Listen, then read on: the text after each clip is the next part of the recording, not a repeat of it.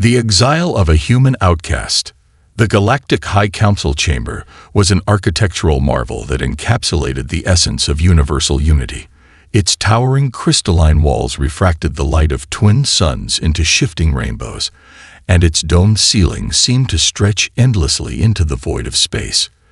Delegates from every corner of the galaxy, bioluminescent beings, tentacled diplomats, and towering reptilian figures, convened here, their voices creating a low, ceaseless hum like an ocean of secrets. Ethan Carter stood at the center of it all, feeling the weight of 1,000 alien gazes pressing down on him. As Earth's ambassador, he was used to being an outsider.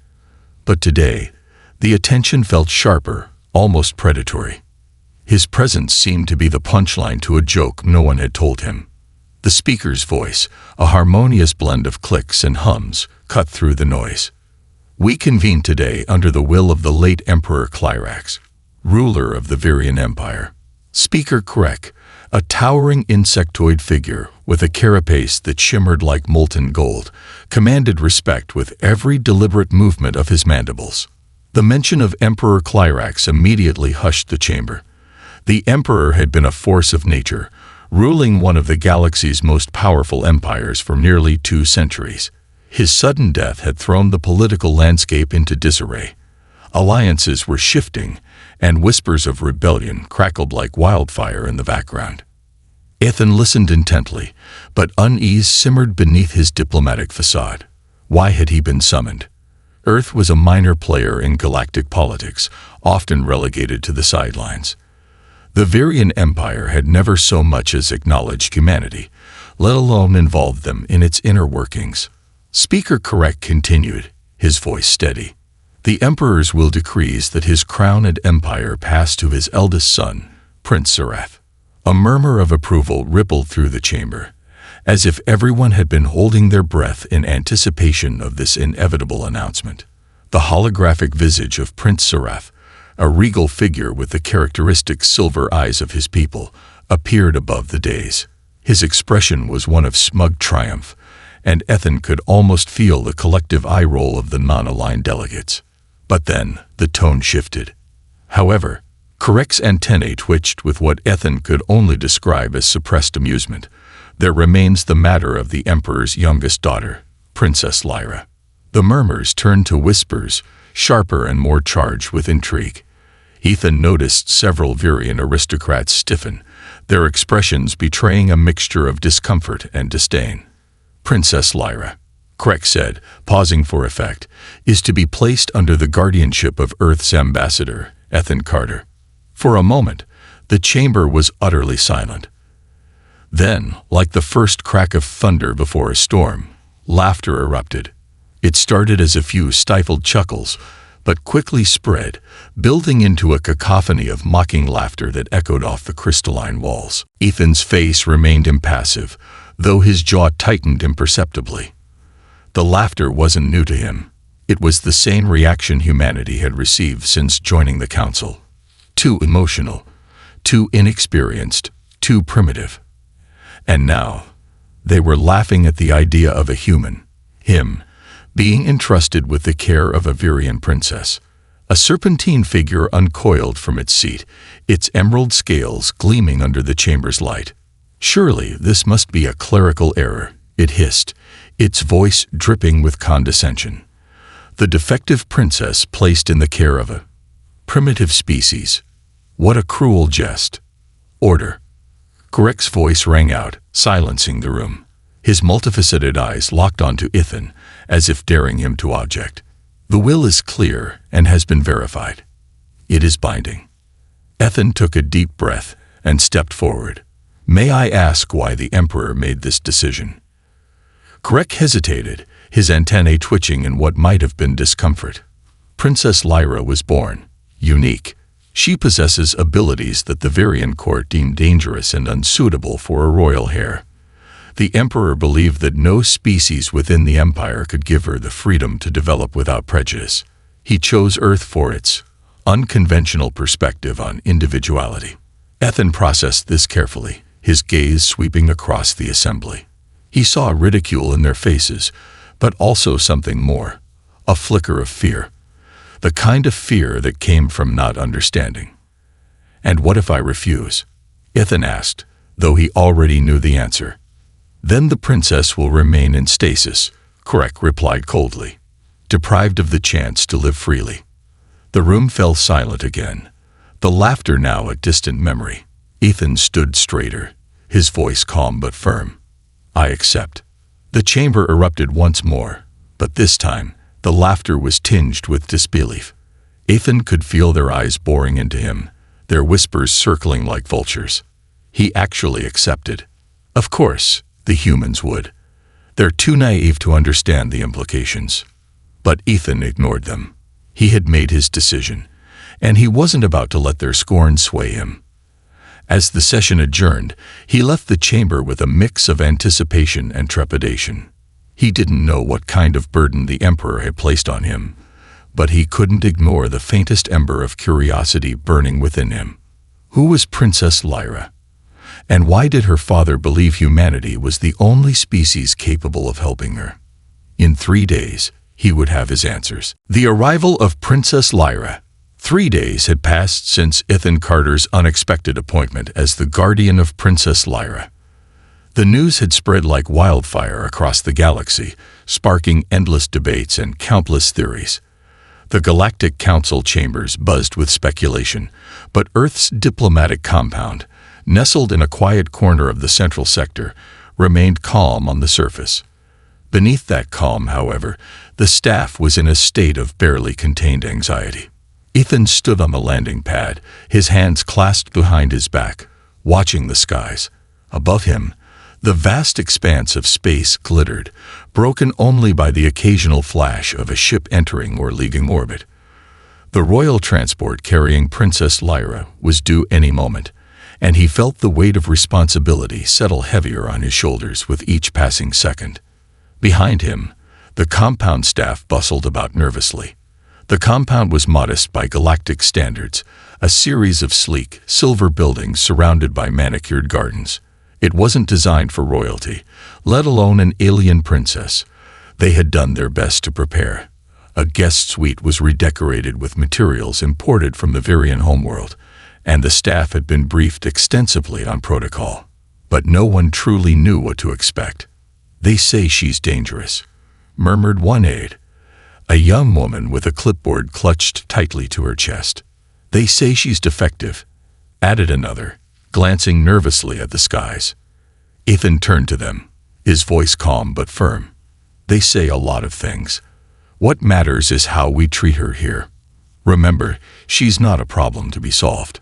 She's a guest in our care." The aides nodded, though the tension in their expressions didn't fade. A sharp chime from the comm system interrupted the moment.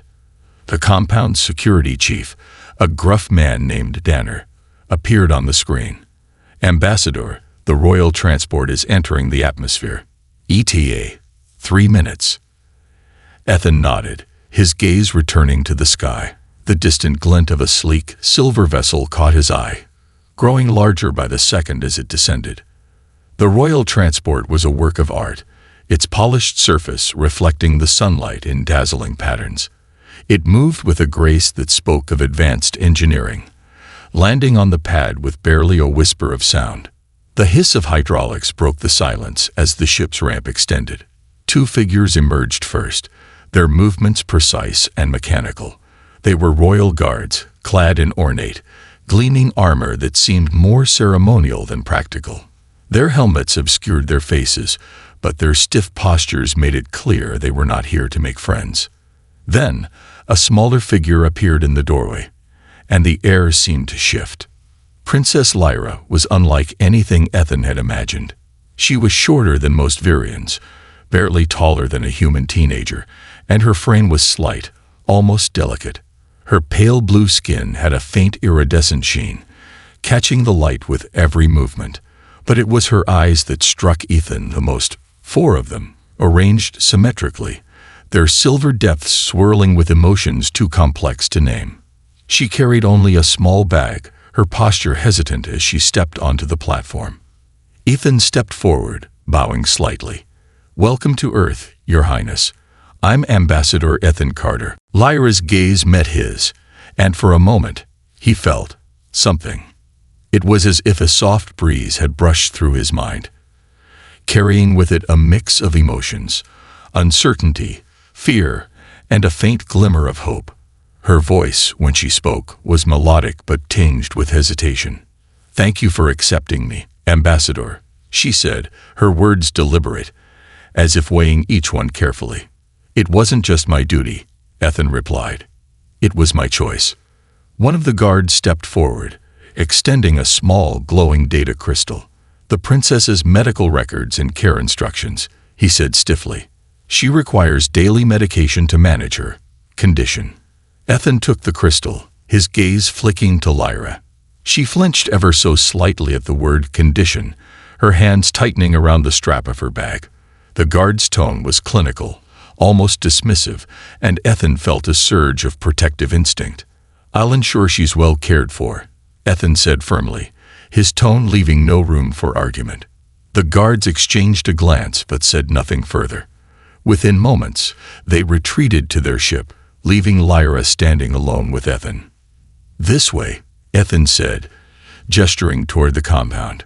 "We've prepared a suite for you. If there's anything you need, just let us know." As they walked, Lyra's gaze darted around, taking in her surroundings with quiet intensity. The compound staff paused in their tasks to watch her pass, their expressions ranging from curiosity to unease. Lyra seemed to shrink under their stares, her steps faltering slightly. "Don't mind them," Ethan said gently. "They're just not used to royalty." "I'm not really royalty anymore," Lyra murmured, her voice barely audible. Ethan stopped, turning to face her. "That's not how I see it. You're still someone important, whether they acknowledge it or not." Lyra looked up at him, her silver eyes studying his face. For a moment, the faintest hint of a smile tugged at her lips, but it vanished as quickly as it appeared. Inside the compound, Ethan led her to the guest suite, a spacious room adorned with a blend of human and Vyrion aesthetics. The bed was draped in silken fabrics, and the walls were adorned with holographic images of Vyrion landscapes. "I hope this is to your liking," Ethan said. "It's more than I expected," Lyra admitted, setting her bag down carefully. Ethan nodded, sensing her apprehension. "Take your time to settle in. You're not just a guest here. You're part of our team now." As he turned to leave, Lyra's voice stopped him. "Ambassador." "Yes. Why did you accept me?" she asked, her tone cautious but laced with genuine curiosity. Ethan hesitated, considering his words carefully. "Because I believe everyone deserves a chance to be understood. And I think you've been waiting a long time for someone to try." Lyra's expression softened, and for the first time, Ethan thought he saw a flicker of trust in her eyes. As the door closed behind him, Ethan exhaled deeply. He had a feeling this was only the beginning of a journey far more complex and far more important than he had anticipated. Unveiling the gift. The next morning, the diplomatic compound was unusually quiet. Ethan Carter, seated in his modest office, was engrossed in reviewing the contents of the glowing data crystal provided by the royal guards. It contained a wealth of information, medical reports, psychological evaluations, and even footage of Lyra's early life. What he found was both fascinating and troubling. The files detailed Lyra's so-called condition, describing her as an empath of unparalleled intensity. Unlike typical empaths, who could sense emotions, Lyra's abilities went further. She could amplify or project emotions, creating powerful emotional waves that influenced those around her. The Vyrion doctors had labeled her a danger, claiming her abilities were too unpredictable to control. Ethan frowned. The reports framed her as a liability, but he saw something different. He saw potential. A soft knock interrupted his thoughts. "Come in," he called. The door opened, and Lyra stepped in hesitantly. She was wearing a simple tunic and trousers, a stark contrast to the regal attire he had expected. Her silver eyes flickered toward the holographic display on his desk. "You're reading the reports, aren't you?" she asked quietly. I am, Ethan admitted, but I'd rather hear about you from you. These files don't tell the whole story. Lyra hesitated, then sat across from him. What do you want to know? Everything you're willing to share, Ethan said gently. Start with your abilities. How do they work? Lyra's gaze dropped to her hands, which were folded tightly in her lap. It's hard to explain. I don't just feel emotions, I connect to them. If someone is sad, I feel their sadness as if it's my own. And sometimes I can send my emotions back to them. Like what happened when you arrived yesterday, Ethan said, recalling the odd sense of unease he had felt briefly when she stepped off the ship. Lyra nodded. I can't always control it. That's why they gave me the medication, to suppress my abilities. But the medication makes me feel hollow, like I'm not really me. Ethan leaned back in his chair, considering her words. And without the medication, what happens? Everything feels louder, she admitted, her voice trembling. Every emotion, every thought. It's overwhelming. But at the same time, it's freeing. I feel alive. Ethan studied her carefully. Her honesty was disarming, but it also underscored just how isolated she had been. Do you want to take the medication? He asked. Lyra's eyes widened in surprise. No one's ever asked me that before. I'm asking now, Ethan said simply. She hesitated, then shook her head. I don't want to take it. I want to learn how to control my abilities, not suppress them. Ethan nodded. Then we'll figure it out together. But first, let's see what you can do. Testing the waters. Ethan led Lyra to the compound's central garden, a serene space filled with vibrant flora from Earth and beyond. The staff had discreetly cleared the area, giving them privacy. All right, Ethan said, gesturing for her to sit on a stone bench. Let's start small. Close your eyes and focus on me. Lyra hesitated, then did as he asked. Her breathing slowed, and Ethan felt a strange sensation, like a warm breeze brushing against his thoughts. What are you feeling? He asked. Curiosity, Lyra murmured, and concern. You're worried about me. Ethan raised an eyebrow. Impressive. But can you go deeper? Try to send something to me. Lyra frowned, her expression tense with concentration. A moment later, Ethan felt it, an overwhelming wave of calm, as if every worry had melted away. He exhaled sharply, surprised by the intensity. That's remarkable, he said, shaking his head to clear the lingering effects. You have an incredible gift, Lyra. She opened her eyes, studying him carefully. But it scares people. It's why my father sent me away. Ethan crouched in front of her, meeting her gaze. It doesn't scare me. And I don't think it scared your father either. I think he sent you here because he knew you needed space to grow. Lyra's eyes shimmered with unshed tears, but she didn't let them fall. Instead, she straightened her shoulders. Then I want to learn how to use my abilities. To help, not harm. Ethan smiled. Good, because I think you can change the way people see the galaxy. Not just you, but humanity too. The first test. The opportunity to test Lyra's abilities came sooner than expected. That evening, a minor diplomatic crisis erupted. Two neighboring species, the aquatic Aryans and the crystalline Valtraxians, had been feuding over mineral rights on a shared moon. The tension had escalated into a standoff, with both sides threatening military action. Ethan was called to mediate the emergency meeting, but as he prepared to leave, Lyra approached him. Let me come with you, she said. Ethan hesitated. Are you sure? This could get tense. I need to try, she insisted. If I can help, I want to. Reluctantly, Ethan agreed. The meeting took place in a secure conference room, with representatives from both species seated at opposite ends of the table. The tension was palpable, their anger radiating like heat waves. Ethan introduced Lyra, who sat quietly beside him. The delegates barely acknowledged her, their focus locked on each other. As the arguments escalated, Lyra closed her eyes. Ethan noticed her hands trembling slightly, but she steadied herself and took a deep breath. A moment later, the atmosphere in the room shifted. The sharp edges of anger softened, replaced by something subtler. Confusion, understanding. The delegates' voices grew quieter, their words less accusatory. "I hadn't considered that your mining operations would destabilize the ocean currents," the Aryan delegate admitted. "And I didn't realize your species relies on those minerals for sustenance," the Valtraxian representative replied. Ethan watched in awe as the two sides began to talk, really talk for the first time in months. Lyra's influence was subtle but undeniable, her abilities bridging the gap that logic alone could not.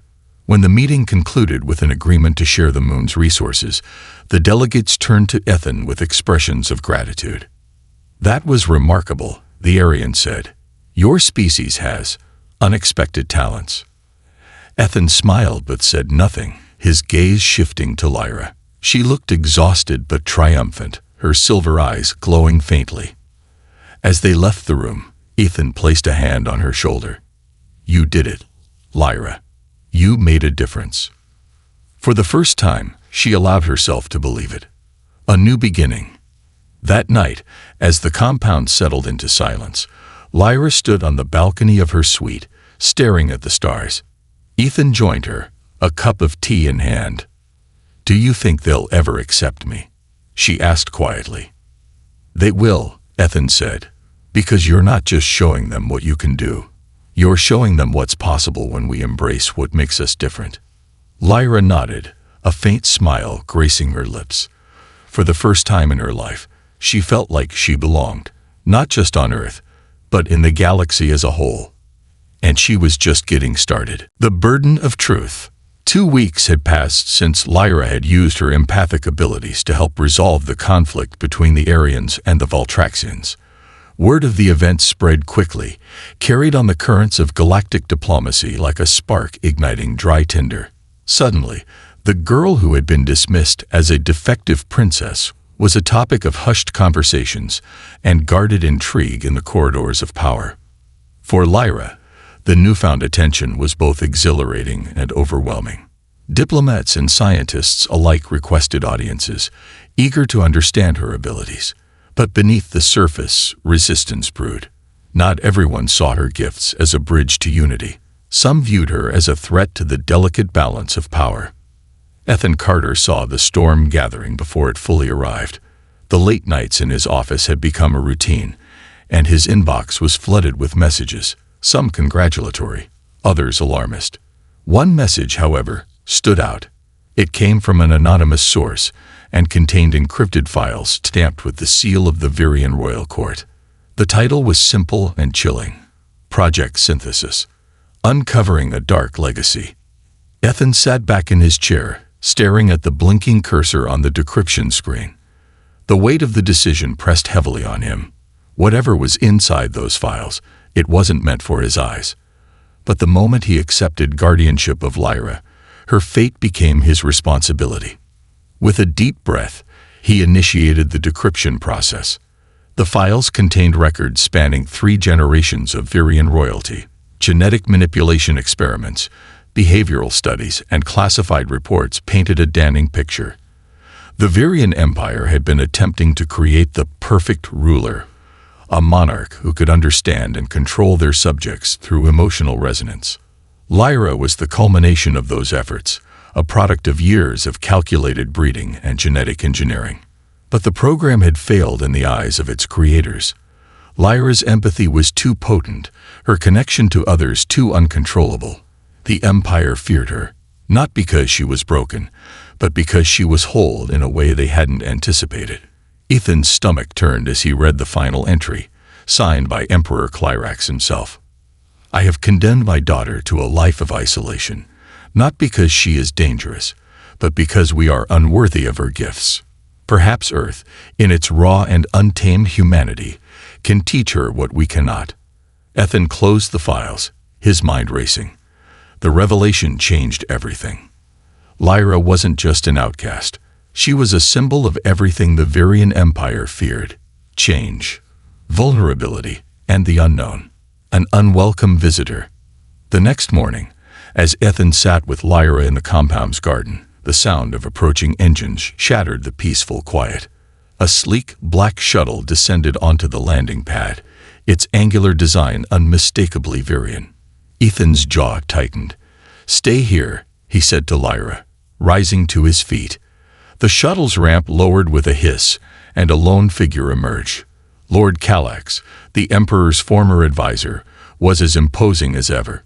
His tall frame was draped in flowing robes of dark silver, and his expression was one of practiced neutrality.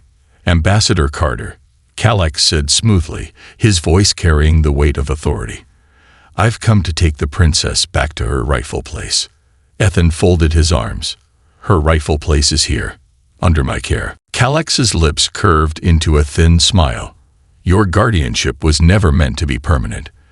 The Emperor's will was clear. Lyra was to learn discipline and self-control, not to be paraded as a diplomatic tool." Ethan took a step closer, his voice steady but firm. "She's not a tool. She's a person, and she's learning more about herself here than she ever could in the Empire." Behind him, Lyra appeared in the doorway, her silver eyes narrowing as she approached. "Why now, Lord Calax?" she asked, her voice calm but laced with suspicion. "You've ignored me my entire life. What's changed?" Calax's composure faltered for a fraction of a second before he recovered. "The Council is concerned about your abilities, Your Highness. They fear the influence you could wield, unchecked and untrained." "Fear of me isn't the same as concern for me," Lyra replied sharply. "I won't go back to a place that treated me like a problem to be solved." Calax's expression hardened. "You misunderstand the stakes, Princess. If you refuse, the Council may take more direct measures to neutralize the perceived threat." Ethan stepped between them, his eyes blazing with determination. "If you think for a second that I'll let you or anyone else threaten her, you're sorely mistaken." The tension crackled in the air, but before Calax could respond, Lyra took a deep breath and spoke. "Let him deliver a message," she said, her tone steady. "Tell the Council I'm not a threat to be neutralized. I'm a bridge waiting to be crossed. If they can't see that, it's their loss." Calax studied her for a long moment, then inclined his head. "As you wish, Your Highness. But know this, bridges can be burned as easily as they are built." With that, he turned and boarded his shuttle, leaving the compound in uneasy silence. A turning point. Later that evening, Lyra joined Ethan in his office. She looked tired but resolute. "They'll come back," she said quietly. "And next time, they won't just bring words." Ethan nodded, his expression grim. "That's why we need to be ready. Not just to defend you, but to show them what you're capable of." Lyra hesitated. "What if I'm not enough?" Ethan stood and placed a hand on her shoulder. "You are more than enough, Lyra. And you're not alone in this." For the first time, Lyra allowed herself to believe it. As they planned their next steps, the galaxy outside continued to churn with uncertainty. But within the walls of the Earth compound, a spark of hope burned brightly, a hope that one human and one extraordinary princess could change the galaxy, one step at a time. The galaxy stirs. The tension was palpable as news of Lord Calax's visit spread across the galaxy. The diplomatic compound on Earth became a focal point of intrigue, with emissaries, spies, and dignitaries discreetly arriving to observe the unfolding drama. For Princess Lyra, the attention was both overwhelming and a reminder of how precarious her situation had become. Ethan Carter, however, was undeterred. In the days following Calax's departure, he worked tirelessly to prepare for what he knew was coming. The Vyrion Empire wouldn't accept Lyra's independence quietly, and the Galactic Council's history of pragmatism suggested they might side with the Empire if it meant preserving the fragile balance of power. But Ethan had a plan, a bold, unconventional plan that only humanity could conceive, a proposal of unity. One morning, as the compound buzzed with activity, Ethan called a meeting with Lyra and a small group of trusted staff members. The room was modest, its walls adorned with holographic maps of the galaxy and glowing data streams detailing recent political developments. Lyra sat at the head of the table, her silver eyes scanning the faces around her. Ethan stood at the front, exuding a quiet confidence that steadied the room. "Today," he began, "we change the narrative. The galaxy sees Lyra as a threat, as something to fear. It's time we show them she's the opposite, a force for unity, not division." A skeptical aide raised their hand. "And how exactly do we do that?" "The Vyrion Empire controls the narrative. They have the resources, the influence. They also have a legacy of fear," Ethan interrupted. "For centuries, they've suppressed what they don't understand. But what if we showed the galaxy a different way? What if we proved that Lyra's abilities aren't just a liability, but an unparalleled asset?" Lyra leaned forward, her voice steady. "You mean using my empathy to mediate, to solve conflicts no one else can?" "Exactly," Ethan said, his eyes locking onto hers. "We arrange a demonstration, a meeting between factions that have been at war for so long, they've forgotten why they're fighting. You mediate, Lyra, and when the galaxy sees what you can do, they'll have no choice but to acknowledge your value." The room fell silent as everyone absorbed the enormity of the proposal. Lyra's heart pounded in her chest. "What if I fail?" she asked softly. Ethan's voice was firm but kind. "Then we learn and try again. But I don't think you'll fail, Lyra. I think you'll succeed in a way no one expects." The conflict of the Zevrak and Velthar. The conflict Ethan chose for Lyra's demonstration was as ancient as it was bloody. The Zevrak, a nomadic race of crystalline beings, and the Velthar, a militaristic reptilian species, had been locked in a cycle of violence for nearly a century. Their feud centered on the resource-rich planet of Xavora, a world sacred to both species for entirely different reasons. Ethan's team worked around the clock to secure a neutral location for the meeting, a massive orbital station known as Harmony Point, renowned for hosting high-stakes negotiations. Both factions reluctantly agreed to attend, but their terms were strict. The day of the meeting arrived, and the tension aboard Harmony Point was so thick it seemed to warp the air. Delegates from the Zevrak and Velthar sat at opposite ends of a massive circular chamber, their representatives surrounded by security personnel. The room was silent except for the faint hum of the station's systems. Lyra entered the chamber flanked by Ethan and a few Earth diplomats. She wore a simple yet elegant gown that blended human and Vyrion styles, symbolizing the unity she sought to foster. Her silver eyes scanned the room, noting the hostility radiating from both sides. Ethan leaned in and whispered, "This is your moment, Lyra. Just be yourself." She nodded, took a deep breath, and stepped forward. The empath's approach. Lyra began by addressing both sides directly. "I know what you're thinking. You see me as an outsider, someone who has no right to speak on your conflict. But I'm not here to take sides. I'm here to help you understand each other." Her voice, calm and melodic, carried through the chamber. The Velthar leader, a towering figure with emerald scales and piercing golden eyes, crossed his arms. "Understand each other. We've been at war for generations. There's nothing to understand." The Zevrak representative, a shimmering entity of shifting colors, echoed the sentiment. "Their greed has desecrated our sacred grounds. There is no peace to be found here." Lyra closed her eyes, centering herself. She reached out with her empathic abilities, not to manipulate, but to connect. Waves of emotion rippled through the room. Grief, anger, fear, all the raw feelings that had fueled the conflict. But Lyra didn't stop there. She projected her own emotions, understanding, compassion, and a deep yearning for peace. Slowly, the hostility in the room began to soften. "I see your pain," she said, her voice tinged with sadness. "I feel the weight of your losses, the depth of your anger. But beneath it all, I feel something else, a longing for an end to this suffering." The Velthar leader leaned forward, his expression less rigid. "You speak as though you know our hearts." "I do," Lyra said. Because I'm not afraid to feel what you feel. And I think, deep down, neither are you. The Zevrak representative hesitated, their shimmering form pulsing with uncertainty. What do you propose?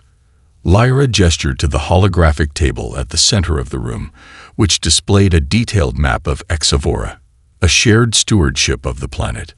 The Velthar can harvest resources in designated areas without encroaching on the Zevrak's sacred sites. In return, the Zevrak will allow Velthar settlements near non-sacred zones, fostering mutual cooperation. The room was silent. Then, slowly, the Zevrak and Velthar leaders approached the table, studying the map. It's possible, the Velthar leader admitted. It would take trust. The Zevrak representative added. Lyra smiled softly. Trust begins with understanding. And understanding begins here. A ripple across the galaxy. The meeting concluded with a tentative agreement. Far from perfect, but a monumental first step. News of the event spread rapidly, and Lyra's role became the subject of widespread fascination. For the first time, the galaxy began to see her not as a danger, but as a beacon of hope. Ethan watched from the sidelines, a sense of pride swelling within him. Lyra had done more than mediate a conflict. She had planted the seeds of a new way of thinking. As they left Harmony Point, Lyra turned to Ethan. Do you think this will last? Ethan smiled. It doesn't have to. What matters is that you've shown them it's possible.